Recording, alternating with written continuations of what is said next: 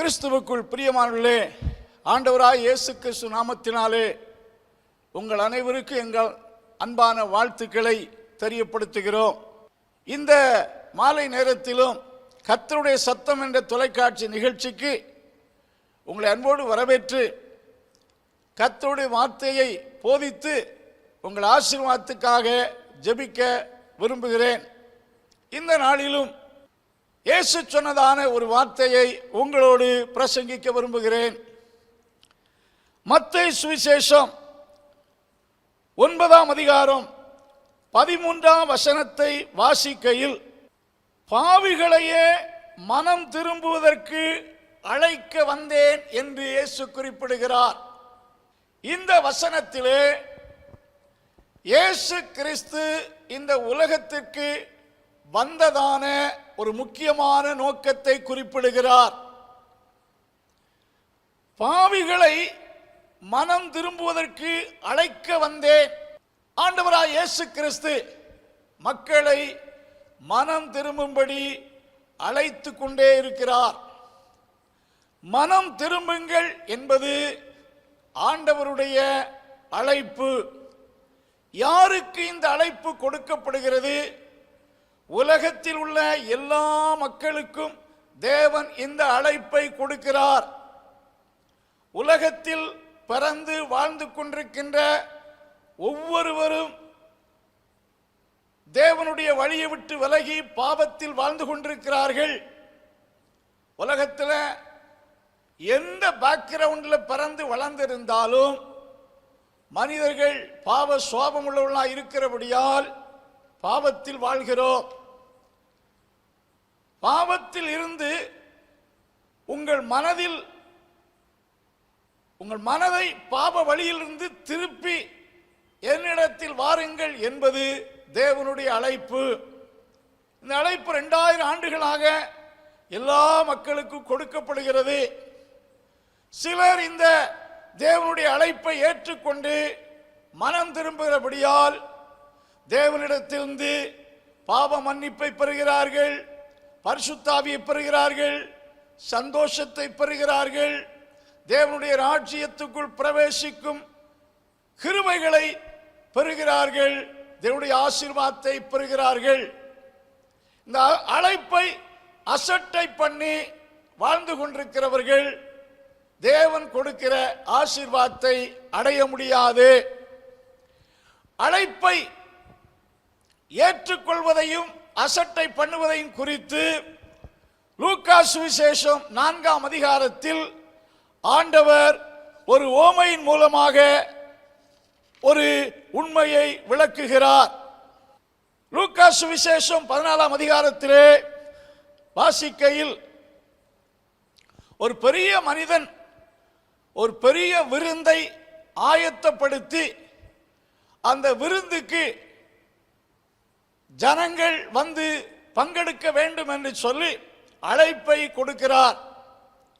மத்தேயு சுவிசேஷத்திலே அது ஒரு பெரிய ராஜா உண்டாக்கின விருந்து என்று சொல்லப்பட்டிருக்கிறது. தன் மகனுடைய திருமணத்துக்காக ஆயத்தப்படுத்தின திருமண விருந்து என்று சொல்லப்பட்டிருக்கிறது. எப்படியும் பெரிய மனிதனுடைய விருந்து, ராஜாவின் விருந்து ரொம்ப சிறப்பான விருந்து.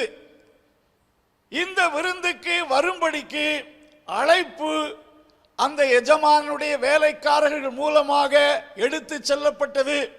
இந்த அழைப்பை பெற்ற சிலர் என்ன செய்தார்கள் என்றால், வந்து ராஜாவின் விருந்தில் பங்கெடுப்பதற்கு பதிலாக அதிலே பங்கெடுக்க மனமில்லாதபடினாலே சில சாக்கு போக்குகளை சொன்னார்கள் என்று வேதத்தில் வாசிக்கிறோம்.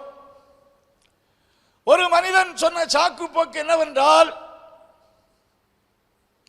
நான் ஒரு வயலை வாங்கியிருக்கிறேன், ஆகையால் அந்த வயலை போய் பார்க்க வேண்டும், ஆகையால் என்னால் இப்பொழுது அந்த விருந்திலே பங்கெடுக்க முடியாது என்று குறிப்பிடுகிறான். விருந்துக்கு அழைத்தவர் ராஜா, a great man.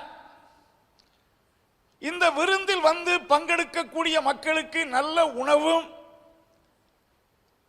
திருமணத்தின் பரிசாக ஒரு கல்யாண விருந்து, ஒரு கல்யாண வஸ்திரமும் ஃப்ரீயாக கொடுக்கப்படும்.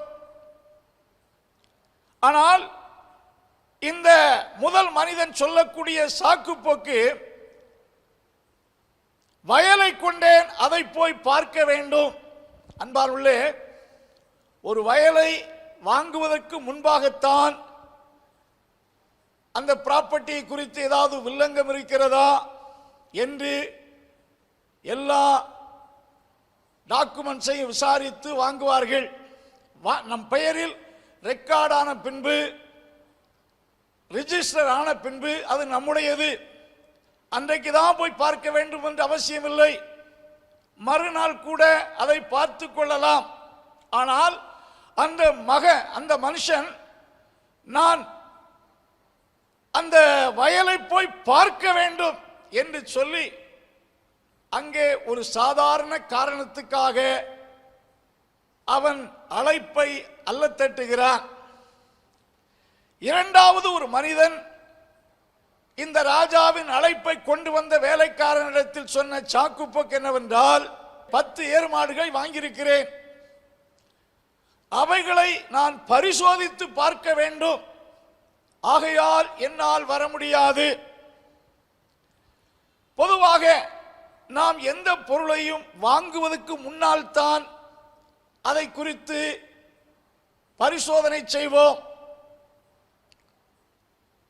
ஒரு சாதாரண ஒரு பொருளை வாங்குவதற்கு முன்பாக பரிசோதித்து வாங்குவோம். வாங்கின பின்பு கூட பரிசோதிப்பதற்கு நேரம் இருக்கிறது. பொதுவாக யூத திருமணங்கள் சாயங்கால வேளையில் நடக்கும் என்று சொல்லுகிறார்கள். இவன் மாலை நேரத்தில் போய் தன் ஏறு மாடுகளை பரிசோதித்து பார்ப்பேன் என்று சொல்வது அது ஒரு சாக்குப்போக்கான ஒரு காரியம். மூன்றாவது ஒரு மனிதன் சொல்லுகிறான், நான் திருமணம் பண்ணினேன், ஆகையால் என்னால் இப்பொழுது வர முடியாது என்று குறிப்பிடுகிறான். இவன் இந்த திருமண நாள், பொதுவாக யூத திருமணத்திலே முதலாவது என்கேஜ்மெண்ட் நடக்கும், பின்பு குறிப்பிட்ட ஒரு நாளிலே திருமணம் நடக்கும். இது எல்லாம் இந்த மனிதனுக்கு நன்கு தெரியும். இவன் ஏதோ திருமணம் பண்ண உடனேயே இந்த அழைப்பு அவனுக்கு வரவில்லை. இவன் திருமணமாகி சில நாட்கள் ஆகிவிட்டது. இப்பொழுது மனைவி விட்டு விட்டு வரும்படி அழைப்பு வரவில்லை. குடும்பமாக வந்து இந்த திருமண இந்த சிறப்பு விருந்தில் பங்கெடுக்கும்படி அழைப்பு கொடுக்கப்படுகிறது. அவன் என்னால் வர முடியாது என்று சொல்லி அசட்டை செய்கிறான். இன்னும் சிலரிடத்திலே இந்த அழைக்க சென்ற வேலைக்காரர்களை சிலர் பிடித்து, சிலர் அடித்து, அவர்களை நிந்தித்து, சிலரை கொலை செய்தார்கள் என்று சொல்லப்பட்டிருக்கிறது. அன்பார்களே, அதுவும் நடக்கிறது. ராஜாவின் கல்யாண வீட்டுக்கு வந்து பங்கெடுங்கள் என்று ராஜாவால் அனுப்பப்பட்ட வேலைக்காரரை பிடித்து, அடித்து, உதைத்து, நிந்தித்து, அவர்களில் சிலரை கொலை செய்தார்கள் என்றும் சொல்லப்பட்டிருக்கிறது. இன்றைக்கும் கிறிஸ்துவிடத்தில் மனம் திரும்புங்கள், கிறிஸ்து மனம் திரும்ப உங்களை அழைக்கிறார் என்று சொல்லும் போது அசட்டை பண்ணுகிற ஒரு கூட்டம் உண்டு. அவ்விதமாய் சொல்லுகிறவர்களுக்கு இடையூறு செய்யக்கூடிய ஒரு கூட்டங்களையும் நாம் பார்க்கிறோம். சுவிசேஷத்தை சொல்லுகிறவர்களை பலர் நிந்திக்கிறார்கள், அடிக்கிறார்கள். இதெல்லாம் உலகத்தில் நடக்கக்கூடிய சம்பவம். இதை அந்த ராஜா கேள்விப்பட்ட போது அவ்விதமாக தன் ஊழியக்காரரை அடித்தவர்கள் மேல் கோபம் கொண்டு அவர்களை தண்டித்தார் என்று சொல்லப்பட்டிருக்கிறது. அவர்கள் மேல் கோபம் கொண்டார். இரண்டாவது, அந்த மனிதன் தன் அழைப்பை அசட்டை பண்ணின மக்களை குறித்து ஒரு காரியம் சொல்லுகிறார். அவர்கள் என் அழைப்பை அசட்டை செய்தபடியால் என்னுடைய விருந்தை இனி அவர்கள் ஒருபோதும் ருசி பார்ப்பதில்லை. அப்பொழுது வேலைக்காரர்களை பார்த்து சொல்லுகிறாள், நீங்கள் ஊரெங்கும் போய் வரக்கூடிய எல்லாரையும் அழைத்து வாருங்கள் என்று சொல்லுகிறார். வேலைக்காரர்கள் ராஜாவுடைய அழைப்பை எடுத்துக்கொண்டு அவர்கள் கிராமங்கள், பட்டணங்கள், ரோடு ஓரங்கள்லாம் சென்று ராஜாவின் விருந்துக்கு வாருங்கள் என்று அழைக்கிறார். அவ்விதமாய் அழைப்பை ஏற்றுக்கொண்டவர்கள் ராஜாவின் விருந்தை புசித்தார்கள். ராஜா பரிசாய் கொடுத்த கல்யாண வஸ்திரமாய் இரட்சிப்பை பெற்றார்கள், பாவ மன்னிப்பை பெற்றார்கள். இன்றைக்கு இந்த எஜமானனின் அழைப்பை அசட்டை செய்ததை போல அல்லது அழைப்பை கொண்டு வந்த ஊழியக்காரரை பிடித்து அடித்தது போல தேவன் மக்களை மனம் திரும்பும்படி அழைக்கிற அழைப்பை நிறைய பேர் அசட்டை செய்கிறார்கள், நிறைய பேர் செவி கொடுக்காமல் இருக்கிறார்கள். இந்த ராஜாவின் விருந்து என்பது தேவன் கொடுக்கிற சந்தோஷத்தை காட்டுகிறது, பாப மன்னிப்பாய் இரட்சிப்பை காட்டுகிறது, தேவனோடு பரலோகத்தில் வாழும் வாழ்க்கையை காட்டுகிறது. இயேசு சொன்னார், இதோ வாசல் படியில் நின்று கதவை தட்டுகிறேன், ஒருவனின் சத்தத்தை கேட்டு கதவை திறந்தால் நான் அவனுக்குள் பிரவேசிப்பேன், அவன் என்னோடு போஜனம் பண்ணுவான், பரலோக ராஜ்யத்தில் என்னோடு போஜனம் பண்ணுவான் என்ற ஒரு ஆசீர்வாதத்தை அந்த ரட்சிப்பின் மூலமாய் மக்கள் பெறுகிறார்கள். அசட்டை பண்ணினவர்கள் என்னுடைய ராஜ்யத்தை சுதந்திரிப்பதில்லை, என் அழைப்பை ஏற்றுக்கொள்ளாதவர்கள் என் மீட்பை பெற்றுக்கொள்ள முடியாது என்று குறிப்பிடுகிறார். இன்றைக்கும் பரலோக தேவனுடைய அழைப்பு நமக்கு நேராய் வந்து கொண்டே இருக்கிறது. 2000 ஆண்டுகளாக இயேசு கிறிஸ்து ஒவ்வொரு மக்களையும் மனம் திரும்பும்படி அழைக்கிறார். மனம் திரும்புதலை ஜீவனுக்கு ஏதுவானது என்று சொல்லுகிறார். மனம் திரும்பும் போது உங்களுக்கு நல்ல வாழ்க்கை கிடைக்கிறது, அதற்காக மனம் திரும்பும்படி சொல்லுகிறார். முதலாவது, தேவன் மக்களை மனம் திரும்பும்படி அழைத்து கொண்டே இருக்கிறார். இரண்டாவது, அப்போஸ்தலனாகிய பவுல் இவ்விதமான ஒரு கருத்தை அப்போஸ்தலர் நடவடிக்கைகளின் புஸ்தகம் 17ஆம் அதிகாரம் 31ஆம் வசனத்தில் இவ்விதமாய் குறிப்பிடுகிறார். அறியாமை உள்ள காலங்களில் தேவன் காணாதவர் போல் இருந்தார், இப்பொழுது மனம் திரும்ப வேண்டும் என்று எங்கும் உள்ள மனுஷர்கள் எல்லோருக்கும் கட்டளையிடுகிறார். மனம் திரும்புங்கள் என்பது தேவனுடைய அழைப்பு மட்டுமல்ல, இது தேவனுடைய கட்டளை. God commands to everyone to repent from his sin. ஒவ்வொருவரையும், எங்கும் உள்ளவர்கள் ஒவ்வொருவரையும், எங்கும் உள்ள அனைவரையும், ஆண்களையும் பெண்களையும் அத்தனை பேரும் மனம் திரும்ப வேண்டும் என்று இட் இஸ் காட்ஸ் ஆர்டர், தேவனுடைய கட்டளை. மனம் திரும்பாத மக்கள் தேவனுடைய கட்டளைக்கு கீழ்ப்படியாதிருக்கிறார்கள். மனம் திரும்பாத மக்கள் தேவனுடைய அழைப்பை நிராகரித்திருக்கிறார்கள். இந்த உலகத்திலே தேவன் படைத்த அனைத்து சிருஷ்டிகளும் தேவனுக்கு கீழ்ப்படுகிறது. தேவன் ஒரு வார்த்தை சொன்னால் they all obey to God. மீனுக்கு கட்டளையிட்டார், மீன் கீழ்ப்படுகிறது. காகங்களுக்கு கட்டளையிட்டால் அவைகள் தங்கள் சுபாவத்துக்கு மாறாக தேவனுடைய கட்டளை என்று சொல்லி எலியாவுக்கு அவைகள் அப்பத்தையும் இறைச்சியும் கொண்டு கொடுக்கிறது. எல்லா இயற்கைகளும், எல்லா சிருஷ்டிகளும் தேவனுக்கு கீழ்ப்படுகிறது. ஆனால் மனிதர்கள் தான் தேவனுக்கு கீழ்ப்படியாமல் இருக்கிறார்கள். உங்கள் மனது இந்த உலகத்துக்கு நேராக அல்லது சில தீய வழிகளில் நாடி தேடி ஓடிக்கொண்டிருக்கலாம். தேவனுக்கு நேராக உங்கள் மனதை திருப்புதல் உங்கள் மனது தீமைக்கு எதுவான நிலையில் சென்று கொண்டிருப்பதை திருப்புங்கள், அதான் மனம் திரும்புதல் என்று கர்த்தருடைய வார்த்தையில் சொல்லுகிறோம். அன்பாருள்ளே, மனம் திரும்புங்கள் என்பது ஆண்டவருடைய கட்டளை.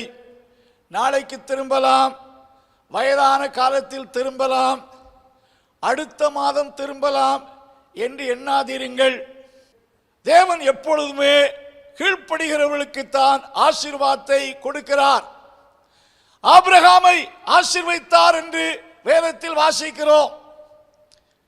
ஆபிரகாமை பார்த்து ஆண்டவர் உன் இனத்தை தேசத்தை விட்டு போ என்று வா என்று சொன்னபோது போகும் இடம் இன்னதென்று அறியாமல் தேவனுக்கு கீழ்ப்படிந்து புறப்பட்டான். ஆகையால் கர்த்தர் அவனை ஆசீர்வதித்தார். தேவன் சொல்லுகிறார், என் வார்த்தைக்கு நீ கீழ்ப்படிந்தபடியால் உன்னை ஆசீர்வதிக்கவே ஆசீர்வதிப்பேன் சொல்லி அவர் பெயரில் ஆணையிட்டார் என்றும் கர்த்தர் அவனை ஆசீர்வதித்தார் என்றும் வேதத்தில் வாசிக்கிறோம். மனம் திரும்புங்கள் என்பது ஆண்டவருடைய கட்டளை. இதை கீழ்ப்படுகிறீர்களா? ராஜாவின் கட்டளைக்கு கீழ்ப்படுகிறோம். ஆண்டவர் ஒவ்வொருவருக்கும், எங்கும் உள்ள அத்தனை பேருக்கும், எவ்ரிபடி, அவர் ராஜாவா இருக்கலாம், மந்திரியா இருக்கலாம், உலகத்தில் எந்த நிலையில் இருந்தாலும் ஆண்டவர் உங்களுக்கு கொடுக்கிற கட்டளை மனம் திரும்புங்கள். இந்த கட்டளையை ஆண்டவர் யோவான் ஸ்நானகன் மூலம் யூத மக்களுக்கு வெளிப்படுத்தினார். அப்பொழுது அநேக கர்த்தரிடத்தில் திரும்பினார்கள், பாவ வழியை விட்டு திரும்பினார்கள். திரும்பின அத்தனை பேரும் ஆண்டவரால் ஏற்றுக்கொள்ளப்பட்டார்கள், பாவம் மன்னிக்கப்பட்டார்கள். அன்பார்களே, இந்த ராத்திரி வேளையிலே ஆண்டவர் உங்களை அழைப்பது மட்டுமல்ல, மனம் திரும்பும்படி அழைக்கிறார்.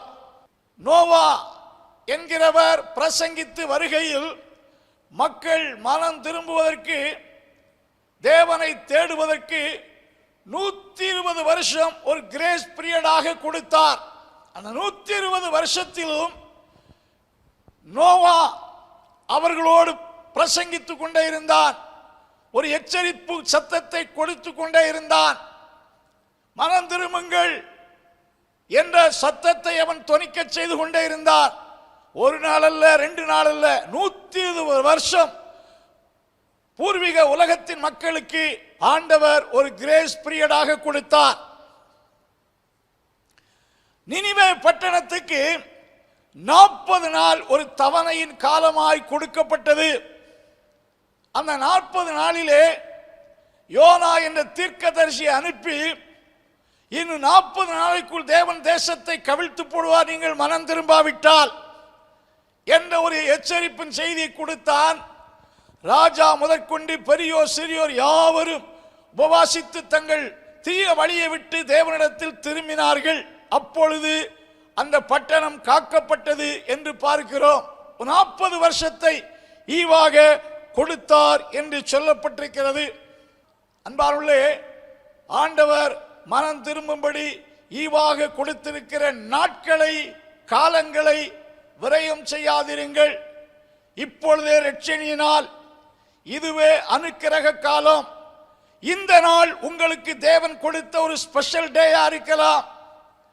நீங்கள் மனம் திரும்புவதற்கு தேவன் உங்களை அழைக்கிற இந்த நாள் ஆண்டவர் கொடுத்த ஒரு விசேஷித்த நேரமாயிருக்கலாம். ஆகையினாலே நேரத்தை அசட்டை செய்யாதிருங்கள். இந்த தருணம் இன்னொரு முறை நமக்கு கொடுக்கப்படக்கூடுமோ என்று சொல்ல முடியாது. ஆகையால் இந்த நாளிலே, இந்த நேரத்திலே உங்களை கர்த்தருக்கு அர்ப்பணம் செய்யுங்கள். கர்த்தர் உங்களை மனம் திரும்பும்படி அழைக்கிறார், மனம் திரும்பும்படி கட்டளையிட்டிருக்கிறார். மனம் திரும்புவதற்கு உங்களுக்கு கொடுத்திருந்த அநேக தருணத்தை இதற்கு முன்னால் நீங்கள் விரயம் செய்திருக்கலாம். அநேக கூட்டங்களிலே தீர்மானம் எடுத்து இன்றைக்கு மனம் திரும்பி விட வேண்டும், இந்த பாவத்தை விட்டு கர்த்தரிடத்தில் வர வேண்டும் என்று தீர்மானம் எடுத்து அதனது வழிகி போயிருக்கலாம். மீண்டும் ஒரு தருணத்தை தருகிறார். இப்படி எவ்வளவு காலம் நமக்கு தவணை நாட்கள் கொடுக்கப்படும் என்று தெரியாது. அன்பானவர்களே, இந்த நாளிலாயிலும் உங்கள் மீட்புக்கேற்ற வழியை தெரிந்து கொள்ளுங்கள். ஆண்டவராய் இயேசு கிறிஸ்து மக்கள் மனம் திரும்பணுங்கிற காரியத்தில் மிகவும் கருத்தாயிருக்கிறார். ஆகையால் தான் சீசர்களை பார்த்து இவ்விதமாய் சொன்னார், மனம் திரும்புதலும் பாவ மன்னிப்பும் எருசலேம் தொடங்கி என் நாமத்தினாலே சகல மக்களுக்கு அறிவிக்கப்பட வேண்டும். இந்த அழைப்பை ஏற்றுக்கொண்டு சீசர்கள் 1ஆம் நூற்றாண்டிலே உலகத்தின் பல பகுதிகளுக்கு சென்றார்கள். இயேசு கிறிஸ்துவின் சீசரில் ஒருவராகிய தோமா நம்முடைய தமிழகத்துக்கு வந்து பிரசங்கித்தார். இயேசுவின் கட்டளை ஏற்றுக்கொண்டு மனம் திரும்புதலை பிரசங்கித்தார். அநேகருடைய வார்த்தை கேட்டு மனம் திரும்பினார்கள். மனம் திரும்புதலை குறித்து மக்களுக்கு அறிவிக்கும்படி ஆண்டவர் சீசர்களை பணித்தார். அன்பானுள்ளே, ஆண்டவர் கொடுத்த இந்த வாய்ப்புகளை பயன்படுத்துங்கள். ஆண்டவருடைய வருகை தாமதிப்பதின் நோக்கம் என்ன? மனம் திரும்புதல் ரொம்ப முக்கியமானது. 2 கொரிந்தியர் 3ஆம் அதிகாரம் 9ஆம் வசனத்திலே அப்போஸ்தலனாகிய பேதுரு குறிப்பிடுகிறார், தாமதிக்கிறார் என்று சிலர் எண்ணுகிறபடி கர்த்தர் தமது வாக்குத்தத்தத்தை குறித்து தாமதமாயிராமல் ஒருவரும் கெட்டு போகாமல் எல்லோரும் மனம் திரும்ப வேண்டும் என்று விரும்பி நம்மேல் நீடிய பொறுமையுள்ளவராயிருக்கிறார். வருகை குறித்து தாமதமாயிராமல் எல்லோரும் மனம் திரும்ப வேண்டும் என்று விரும்பி தன் வருகையை தாமதம் செய்கிறார். அன்பானுள்ளே, உங்கள் மனம் திரும்புதலுக்காக he is waiting, he is making delaying his return. உங்க வருகைக்காக அவர் வரவேண்டிய நேரத்தை தாமதப்படுத்துகிறார். நீங்கள் மனம் திரும்ப வேண்டும் என்று he is waiting, பொறுமையோடு காத்திருக்கிறார். நம்மிடத்தில் காணப்பட்டதான பாவத்துக்கு உடனடியாக தண்டனை தர அவரால் முடியும். ஆனால் ஏன் தண்டிக்கவில்லை? குற்றங்களையும் பாவங்களையும் உடனடியாக தண்டிக்கவில்லை. இன்றைக்கு திருந்துவான், இன்றைக்கு மனம் திரும்புவான் என்று ஆண்டவர் நம்மேல் நீடிய பொறுமையா இருக்கிறார். இந்த பொறுமையை துச்சமாய் எண்ணாதிருங்கள். தேவனுடைய தயவு உங்களை குணப்படும்படி ஏவுகிறது என்று அறியாமல் உணராமல் தேவனுடைய கோபாக்கினை உங்கள் மேல் குவித்துக் கொள்ளாதிருங்கள். இன்னும் பாவம் செய்வோம், இன்னும் துன்மார்க்கமான வாழ்க்கையில் கடந்து செல்வோம் என்று ஓடாதிருங்கள். இன்றைக்கு ஒரு தீர்மானம் எடுங்கள். He is waiting for your repentance. உங்க மனம் திரும்புவதற்காக காத்துக் கொண்டிருக்கிறார். மனம் திரும்பாவிட்டால் என்ன நடக்கும்? ஏன் ஆண்டவர் இந்த காரியத்தில் இவ்வளவு கருத்தா இருக்கிறார் என்றால், அந்த வசனம் சொல்லுது, மனம் திரும்பாவிட்டால் unless you repent you shall perish. perish என்றால் கெட்டு போவீர்கள் என்பது உலக பிரகாரமான வாழ்க்கை கெட்டு போவது மட்டுமல்ல, நித்திய வாழ்விலே ஒரு பேரிடரை சந்திப்பாய், ஒரு பெரிய நஷ்டத்தை சந்திக்க போகிறோம். ஆகையால் தான் இதை உணராமல் மனம் போன போக்கிலே தீய வழியிலே பாவ வழியிலே சென்று கொண்டிருக்கிற மக்களுக்கு என் அழைப்பை தெரியப்படுத்துங்கள், என் கட்டளையை தெரியப்படுத்துங்கள், என்னுடைய மனதை அவர்களுக்கு வெளிப்படுத்துங்கள் என்று சொல்லி உங்கள் மனம் திரும்புதலுக்காக உங்களை படைத்த ஆண்டவர் வெயிட் பண்ணுகிறார். இன்னும் நேரம் தாழ்த்தாதீர்கள், இன்னும் காலத்தை புறக்கணிக்காதீர்கள். Take a decision today to repent from your sinful life. God invite you, உங்களை அழைக்கிறார். He is waiting for your repentance. உங்கள் மனம் திரும்புதலுக்காக காத்துக் கொண்டிருக்கிறார். மனம் திரும்பினால் ஆண்டவர் இந்த நாளிலிருந்து உங்களை ஆசீர்வதிக்க தொடங்குவார். உண்மையாக பாவத்தை விட்டு மனம் திரும்பினால் உங்கள் வாழ்க்கையில் தேவன் ஆசீர்வதிக்க தொடங்குவார். கர்த்தர் உங்களை இந்த வார்த்தையினாலே ஆசீர்வதிப்பாராக.